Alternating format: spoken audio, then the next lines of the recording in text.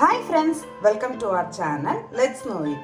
நாம இன்னைக்கு ஒரு சிம்பிளான மட்டன் கிரேவி எப்படி பண்றதுன்னு பார்க்க போறோம். முதல்ல அது பண்றதுக்கு தேவையான இன்கிரிடியன்ட்ஸ் என்னென்னு பார்த்துடலாம். மட்டன் 1/4 கிலோ அளவுக்கு மட்டன் எடுத்திருக்கேன். இது கூடவே ஒரு 250 கிராம் அளவுக்கு சின்ன வெங்காயம் இந்த மாதிரி ரெண்டா கட் பண்ணி வச்சிருக்கேன். அது கூடவே ஒரு பச்சை மிளகாய், அப்புறமா 2 தக்காளி எடுத்திருக்கேன். ஒரு கைப்பிடி அளவுக்கு கொத்தமல்லி கீரையும் கொஞ்சமாக புதினாவும், அதாவது கொத்தமல்லி கீரைக்கு பாதி அளவுக்கு புதினா சேர்த்துருக்கேன். புதினா இருந்தால் சேர்த்துக்கோங்க, இல்லைன்னா புதினாவை அவாய்ட் பண்ணிடலாம், ஆப்ஷனல் தான். அப்புறமா இது பார்த்துடலாம். இது ஃபஸ்ட்டு தாளிக்கிறதுக்காக கொஞ்சமாக சோம்பு, அதாவது பெருஞ்சீரகம், அப்புறமா ஒரு சின்ன துண்டு பட்டை, ஒரு மராத்தி மூக்கு, ஒரு ஸ்டார் அனிஸ், அப்புறமா ஒரு 4 கிராம்பு எடுத்து வச்சுருக்கேன். இது கூடவே நீங்கள் ஏலக்காய் இருந்துச்சுன்னா ஏலக்காய் வந்து ஒரு 2 அளவுக்கு சேர்த்துக்கலாம். அப்புறமா மசாலா ஐட்டம்ஸ், இது வந்து 1/4 ஸ்பூன் மஞ்சள் தூள்,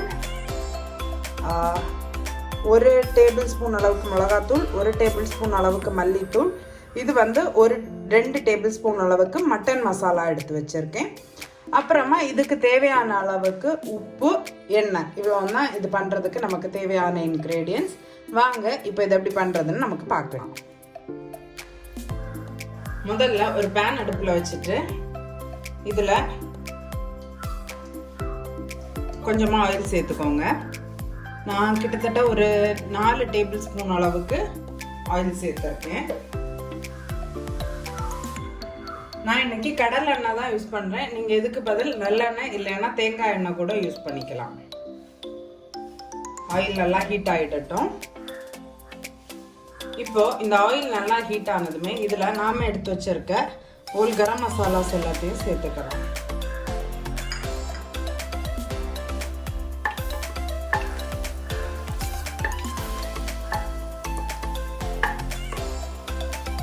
நம்ம சேர்த்துருக்க அந்த சோம்பு, அதாவது பெருஞ்சீரகம் வந்து இந்த ஆயிலில் லைட்டாக வந்து பொரிஞ்சு வரட்டும்.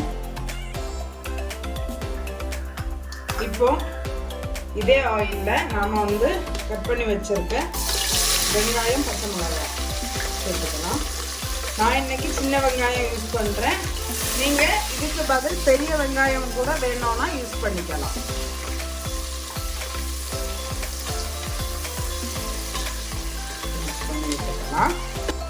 இப்போ இதில் வெங்காயத்துக்கு கொஞ்சமாக உப்பு போடலாம். இப்போ சீக்கிரமாகவே வெங்காயம் வந்து வதங்கி வரும். மிக்ஸ் பண்ணி விட்டுடலாம்.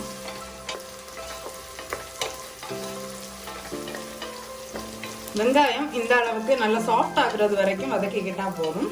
ரொம்ப ப்ரௌன் எல்லாம் ஆக வேண்டியதில்லை. இப்போ இதில் நாம் எடுத்து வச்சிருக்க வேண்டிய தக்காளி அதை வந்து சேர்த்துக்கலாம்.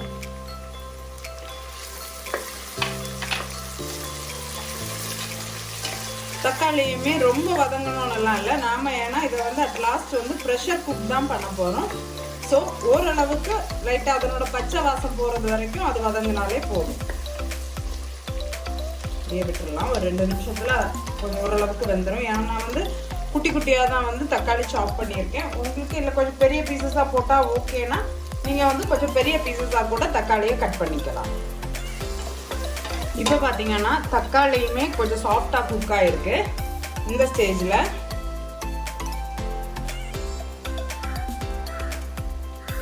நாம் எடுத்து வச்சுருக்கோம் இல்லையா கொத்தமல்லி, புதினா, அதை வந்து சேர்த்துக்கலாம். அதையும் ஒரு வாட்டி நல்லா வந்து மிக்ஸ் பண்ணி விட்டுக்கோங்க. புதினா இருந்தால் சேர்த்துக்கோங்க. புதினா வந்து கம்ப்ளீட்லி ஆப்ஷனல் தான். என்கிட்ட வீட்டில் நிற்கிறதுனால நான் புதினா வந்து சேர்த்துருக்கேன். இப்போ ஒரு வாட்டி மிக்ஸ் பண்ணி விட்டுட்டு நம்ம எடுத்து வச்சிருக்கோம் இல்லையா மசாலா ஐட்டம்ஸ், இது எல்லாத்தையுமே இதில் சேர்த்துக்கலாம்.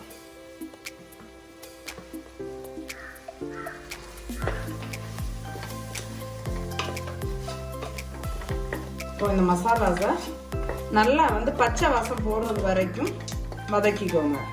மசாலாவில் இருக்கக்கூடிய பச்சை வாசம் எல்லாம், மல்லி மிளகுடைய பச்சை வாசம் எல்லாமே போகணும். அந்த அளவுக்கு நல்லா வந்து ஒரு 5 நிமிஷம் வரைக்கும் இந்த மசாலாவை இந்த ஆயிலில் குக் பண்ணிக்கோங்க. ஆக்சுவலாக இன்க்ரீடியன்ட் லிஸ்ட்டு சொல்லும்போது இஞ்சி பூண்டு பேஸ்ட் வந்து சொல்ல விட்டுட்டேன். 1 டேபிள் ஸ்பூன் அளவுக்கு இஞ்சி பூண்டு பேஸ்ட் வந்து சேர்த்துருக்கேன். நான் எப்போவுமே இஞ்சி பூண்டு பேஸ்ட் வந்து ஒரு 2 வாரத்துக்கு சேர்த்து மிக்சியில் வந்து அரைச்சிட்டு ஃப்ரிட்ஜில் வந்து ஸ்டோர் பண்ணிக்குவேன். ஸோ நான் அதுலேருந்து 1 டேபிள் ஸ்பூன் வந்து எடுத்து சேர்த்துக்கிட்டேன். நீங்கள் ஃப்ரெஷ்ஷாக கூட அரைச்சி சேர்த்துக்கலாம். அதையும் சேர்த்து நல்லா வந்து மிக்ஸ் பண்ணி விட்டுக்கலாம். இப்போது இந்த மசாலாவோட பச்சை வாசனை, அப்புறமா இந்த இஞ்சி பூண்டுடைய பச்சை வாசனை எல்லாம் போகணும். அது வரைக்கும் நல்லா வந்து இந்த மசாலாவை குக் பண்ணிக்குவாங்க. இப்போ பார்த்தீங்கன்னா நம்மளோட மசாலா எல்லாம் நல்லா குக் ஆகிருக்கு. இதில் பார்த்தீங்கன்னா தெரியுதா, அதில் நம்ம சேர்த்த ஆயில் எல்லாம் கூட பிரிஞ்சு வர ஆரம்பிச்சிருக்கு. இந்த அளவுக்கு மசாலாவை ஸ்லோ ஃப்ளேமில் வச்சு குக் பண்ணுங்கள். ஒரு 5லேருந்து ஒரு 7-8 நிமிஷம் வரைக்கும் டைம் எடுக்கும். இந்த அளவுக்கு அதனோட ஆயில் எல்லாமே விட்டு வர்றது வரைக்கும் நல்லா குக் பண்ணிட்டு, இப்போது இதில் நாம் எடுத்து வச்சுருக்கோம் இல்லையா மட்டன், அதை வந்து சேர்த்துக்க போகிறேன். நம்ம எடுத்து வச்சுருக்க மட்டனை சேர்த்துக்கலாம். இப்போ இதை வந்து நல்லா கலந்துக்கலாம். நான் இன்னைக்கு வித் போன் தான் எடுத்திருக்கேன், போன்லெஸ் பீஸ் எதுவும் எடுக்கலை. நீங்கள் போன்லெஸ் பீஸா எடுத்து செய்கிறதா இருந்தால் கூட செய்யலாம். இப்போ ஒரு வாட்டி இந்த மசாலா கூட நல்லா கலந்து விட்டுக்கோங்க. இப்போ மசாலா கூட நல்லா கோட் ஆனதுமே ஒரு லிட் எடுத்து கவர் பண்ணிக்கலாம்.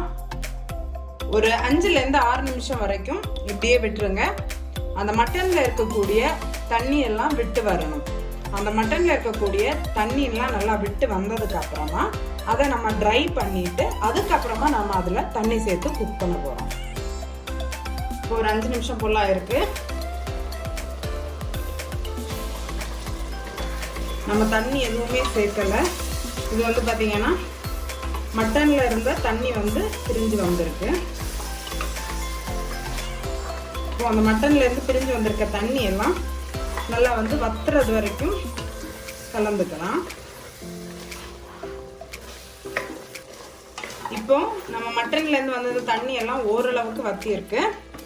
இப்போ இதுக்கு தேவையான அளவுக்கு தண்ணி வந்து சேர்த்துக்கலாம்.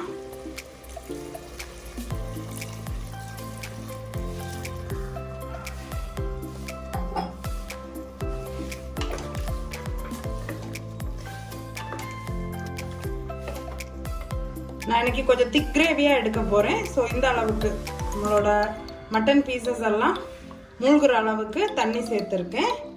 உங்களுக்கு இன்னும் கொஞ்சம் தின் கிரேவியாக, அதாவது ரொம்ப திக்னஸ் இல்லாமல் கொஞ்சம் தின் கிரேவியாக வேணும்னு நினச்சிங்கன்னா கொஞ்சம் அதிகமாகவே நீங்கள் வந்து தண்ணி வந்து சேர்த்துக்கலாம். நீங்கள் பார்த்தீங்கன்னா இந்த ஸ்டேஜில் உப்பு காரம் எல்லாம் செக் பண்ணிக்கோங்க.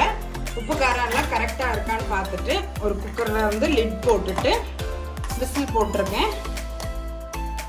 ஒரு 6லேருந்து 7 விசில் வர்றது வரைக்கும் குக் பண்ணிக்கிட்டா எனக்கு கரெக்டாக இருக்கும்.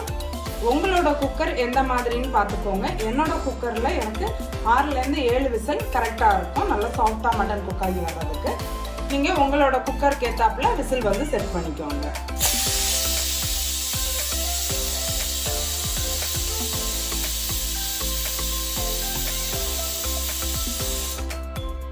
எனக்கு பார்த்தீங்கன்னா இப்போ வந்து ஒரு 7 விசில் வந்திருக்கு. நான் அடுப்பை வந்து ஆஃப் பண்ணிட்டேன்.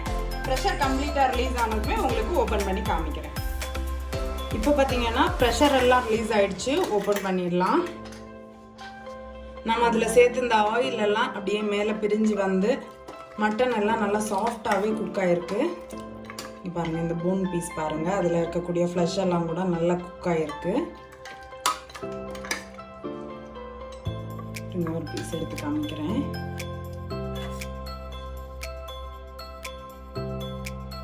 தெரியுதா, நல்லா சாஃப்டாகவே குக் ஆகிருக்கு.